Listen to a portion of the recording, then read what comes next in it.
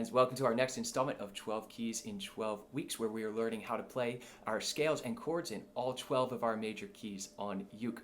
We're moving on up to the key of B this week, which is going to give us a total of 5 sharps, which means we're going to be adding an A sharp that we did not have in the key of E.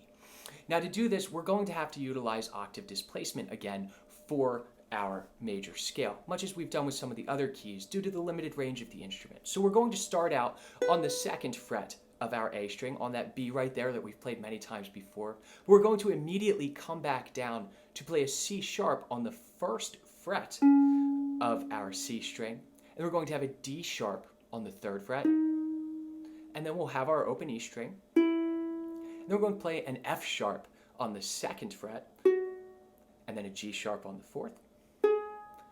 And then our A sharp is going to be under the 1st finger on the 1st fret of our A string.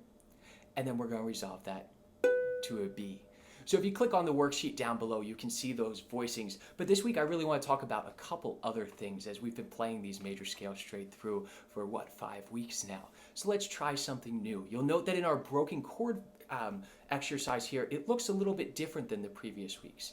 In the previous weeks, we were playing all of the chords in root position voicings, or we're starting on the letter name of the chord each time that we start this arpeggio. This time, we're going to start on the 3rd of the chord in each one. And the reason we're going to use the 3rd of the chord is that's what's telling us whether it's major or minor. That's what gives us our harmonic movement. So that's important for us to be able to identify these qualities, and starting out on the 3rd of the chord gives us a little bit better of a picture of that. So our broken chord study is going to sound a little bit different and might sound a little jarring to you at first because we're not arpeggiating the chords in our normal order. We're playing the 3rd, the 5th, and the 1st, or first inversion of our arpeggios. So if we do that, it's going to sound a little bit something like this. And this is all notated on the worksheet below.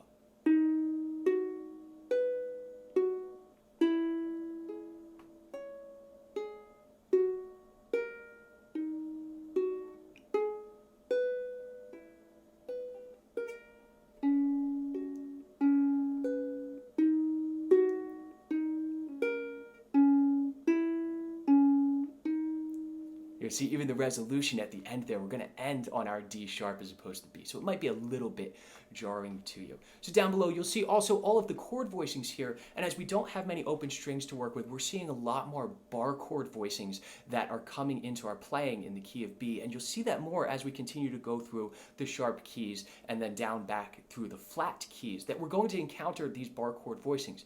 But the thing that I want you to keep in mind is that these voicings that we're using are really going to repeat themselves a lot. Because they are bar chord voicings, they're movable throughout the entire range of the instrument. So we can really utilize most of these voicings in any key that you want. So think about if you're struggling with one of these fully closed position chords where you have to fret 4 notes. It's such a pain. When you're at the end of learning that chord and it's finally comfortable to you, you're going to have 12 different chords that you can play.